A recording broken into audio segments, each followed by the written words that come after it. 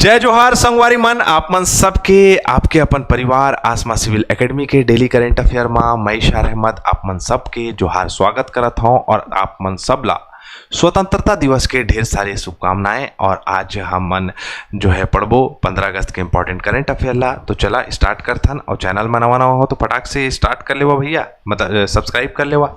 ठीक है, चलिए। दिल हमारे एक हैं, एक ही है हमारी जान, हिंदुस्तान हमारा है, हम हैं इसकी शान, जान लुटा देंगे वतन पे हो जाएंगे कुर्बान, इसलिए हम कहते हैं मेरा भारत महान। ठीक है, लेकिन दिक्कत एक चीज है, 100 में से 99 बेईमान।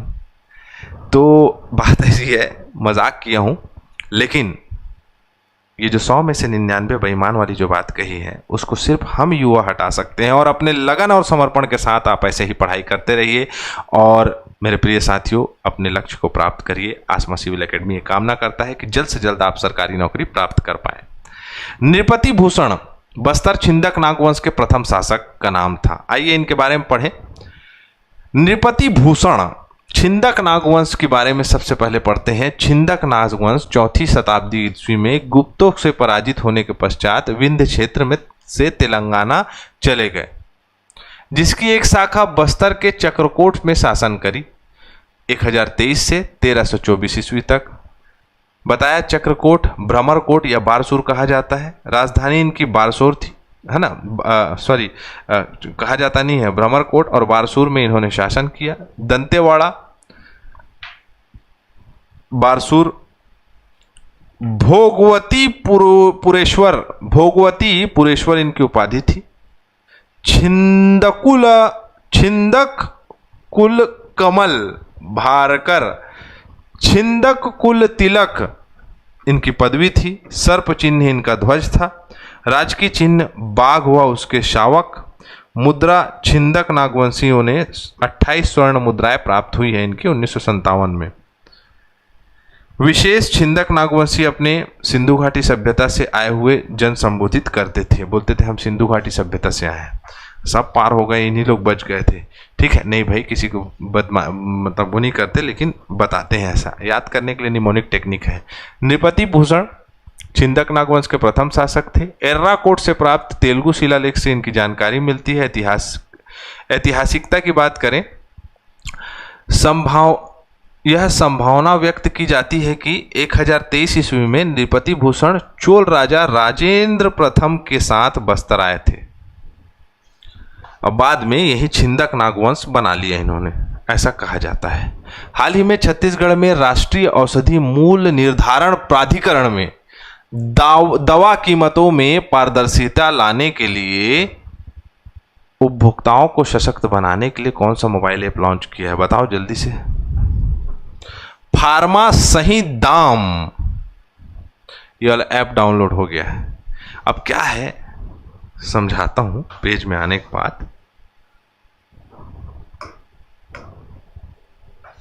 मेडिकल स्टोर वाले बुरा न माने, होली बिल्कुल नहीं है।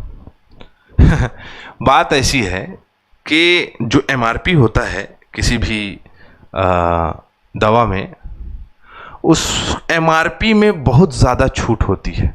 जेनरिक में तो पूछो मत, एथिकल में पूछो मत, और जो ब्रांडेड कंपनियां होती हैं उनका प्राइसिंग थोड़ा रहता है। अब उसमें लोगों को तो पता नहीं है कि कितना प्रतिशत छूट दिया जाना चाहिए। अपने अपने धंधे चालू कर दिए लोगों ने, 5% छूट, 10% छूट, और उसमें कमा रहे हैं 100%। तो मेरे प्रिय साथियों, मैं सिर्फ यही बताना चाहूँगा कि उसके लिए जो लोगों की अवेयरनेस नहीं है, उसके लिए मोबाइल ऐप बनाया गया है फार्मा सही दाम। इसमें जो है आपको सही जानकारी प्रदान कर दी जाएगी। ठीक है, और लगे कि इसमें भी पता नहीं चल रहा है तो एमआर लोग से मिलो, उन लोग को बोलो कि भाई दवा कैसे कितना रेट का मिलता है। ठीक है, और नहीं मिले तो मेडिकल कॉम्प्लेक्स चले जाओ, बोले भैया हमको ठग रहे हैं। ठीक है, और ना मिले तो वीडियो बना के पोस्ट कर दो। ठीक, चलो। देश का पहला राष्ट्रीय बुनकर अधिवेशन 23-24 अगस्त 2025 को कहाँ आयोजित कराया जाएगा, जल्दी बताओ कहाँ आयोजित कराया जाएगा। रायपुर छत्तीसगढ़ में कहाँ कराया जाएगा। और क्या है, बुनकरों के सम्मान के लिए रायपुर छत्तीसगढ़ में जैनम मानस भवन में 23-24 अगस्त सहकार भारती बुनकर प्रकोष्ठ आयोजन संस्था है ना। विशेष क्या है, स्थानीय हस्तकरघा उत्पादों में राष्ट्रीय और वैश्विक पहचान बढ़ाना, ई कॉमर्स और डिजिटल प्लेटफॉर्म में सीधी बिक्री करवाना, स्वदेशी वस्त्र और बुनाई के उपभोक्ताओं को जो है आपका मांग में वृद्धि करना, ये कार्य है। छत्तीसगढ़ राज्य अलंकरण पुरस्कार यति यतन लाल जी अहिंसा और गौरक्षा क्षेत्र में मिलता है इनको। ये है सामने में दिख रहे हैं हमारे, इनका फोटो यही वाला मिला है। 1894 में बीकानेर में ये जन्मे थे। 1976 में इनका निधन हो गया। सामाजिक और सांस्कृतिक जागरूकता के प्रेरणा रहे। महासमुंद तहसील के जंगल सत्याग्रह में सूत्रधार किए थे, मतलब यही उसको चलाए थे। पंडित रविशंकर शुक्ल सम्मान, पंडित रविशंकर शुक्ल जी यहाँ दिखाई दे रहे हैं आपको। सामाजिक आर्थिक शैक्षणिक क्षेत्र में दिया जाता है। 2 अगस्त 1877 में इनका जन्म हुआ था। छत्तीसगढ़ राजनीतिक के सामाजिक चेतना के बहुत ही बड़े उद्धारक रहे हैं। जागृत करने के लिए महाकौशल पत्रिका संपादित की थी इन्होंने, है ना। मतलब बहुत ही एक्टिव पर्सनालिटी थे भाई। और क्या है, ब्रिटिश भारत में मध्य प्रांत में प्रथम मुख्यमंत्री रह चुके हैं। कौन? हमारे पंडित रविशंकर शुक्ल जी। 1956 में इनका निधन हो गया था। न्यायमूर्ति रविंद्र कुमार अग्रवाल उच्च न्यायालय के स्थायी न्यायाधीश बन गए हैं।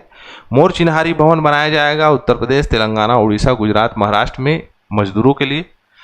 बस्तर के छिंदक नागवंश के निम्न में से किस शासक की जानकारी बारसूर शिलालेख से प्राप्त होती है? आपको बताओ, बारसूर ऑप्शन आपके सामने था। सत्र यहाँ कंप्लीट होता है। वीडियो को शेयर करना ना भूलें। जय जोहार, जय छत्तीसगढ़।